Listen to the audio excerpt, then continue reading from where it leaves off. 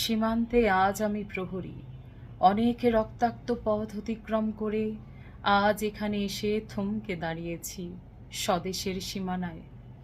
ধূসর তিউনিসিয়া থেকে স্নিগ্ধ ইতালি থেকে ছুটে গেছি বিপ্লবী ফ্রান্সে, নক্ষত্র নিয়ন্ত্রিত নিয়তির মতো দুর্নিবার অপরাহত রাইফেল হাতে, ফ্রান্স থেকে প্রতিবেশী বার্মাতেও। আজ দেহে আমার সৈনিকের কড়া পোশাক, হাতে এখনো দুর্জয় রাইফেল, রক্তে রক্তে তরঙ্গিত জয়ের আর শক্তির দুর্বহ দম্ভ। আজ আমি এখন সীমান্তের প্রহরী। আজ নীল আকাশ আমাকে পাঠিয়েছে নিমন্ত্রণ, স্বদেশের হাওয়া বয়ে এনেছে অনুরোধ, চোখের সামনে খুলে ধরেছে সবুজ চিঠি। কিছুতেই বুঝি না কি করে এড়াবো তাকে, কি করে এড়াবো এই সৈনিকের কড়া পোশাক। যুদ্ধ শেষ, মাঠে মাঠে প্রসারিত শান্তি, চোখে এসে লাগছে তারই শীতল হাওয়া। প্রতি মুহূর্তে স্লথ হয়ে আসে হাতের রাইফেল, গা থেকে খসে পড়তে চায় এই কড়া পোশাক। রাতে চাঁদ ওঠে, আমার চোখে ঘুম নেই।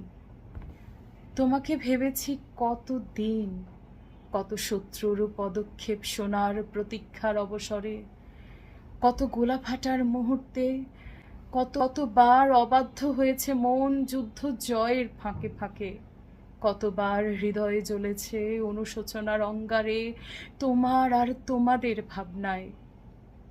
তোমাকে ফেলে এসেছি দারিদ্র্যের মধ্যে, ছুঁড়ে দিয়েছি দুর্ভিক্ষের কড়া আগুনে, ঝড়ে আর বন্যায় মারিয়ার মড়কের দুঃসহ আঘাতে বারবার বিপন্ন হয়েছে তোমাদের অস্তিত্ব।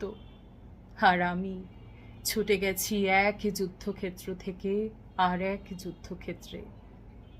জানি না আজও আছো কি নেই, দুর্ভিক্ষে ফাঁকা আর বন্যায় তলিয়ে গেছে কিনা ভিটে, জানি না তাও। তবু লিখছি তোমাকে আজ, লিখছি আত্মম্ভর আশায়। ঘরে ফেরার সময় এসেছে, জানি আমার জন্যে কেউ প্রতীক্ষা করে নেই। মালায়ার পতাকায় প্রদীপে আর মঙ্গল ঘটে, জানি সম্বর্ধনা রটবে না লোকমুখে, মিলিত খুশিতে মিলবে না বীরত্বের পুরস্কার। তবু একটি হৃদয় নেচে উঠবে আমার আবির্ভাবে, সে তোমার হৃদয়। যুদ্ধ চাই না আর, যুদ্ধ তো থেমে গেছে। পদার্পণ করতে চায় না মন ইন্দোনেশিয়ায়। আর সামনে নয়, এবার পেছনে ফেরার পালা। পরের জন্যে যুদ্ধ করেছি অনেক, এবার যুদ্ধ তোমার আর আমার জন্যে। প্রশ্ন করো যদি, এত যুদ্ধ করে পেলাম কি? উত্তর তার, তিউনিসিয়ায় পেয়েছি জয়, ইতালিতে জনগণের বন্ধুত্ব, ফ্রান্সে পেয়েছি মুক্তির মন্ত্র, আর নিষ্কণ্টক বার্মায় পেলাম ঘরে ফেরার তাগাদা। আমি যেন সেই বাতিওয়ালা যে রোজ সন্ধ্যায় রাজপথে পথে বাতি জ্বালিয়ে ফেরে, অথচ নিজের ঘরেই যার নেই বাতি জ্বালার সামর্থ্য। নিজের ঘরেই জমে থাকে দুঃসহ অন্ধকার।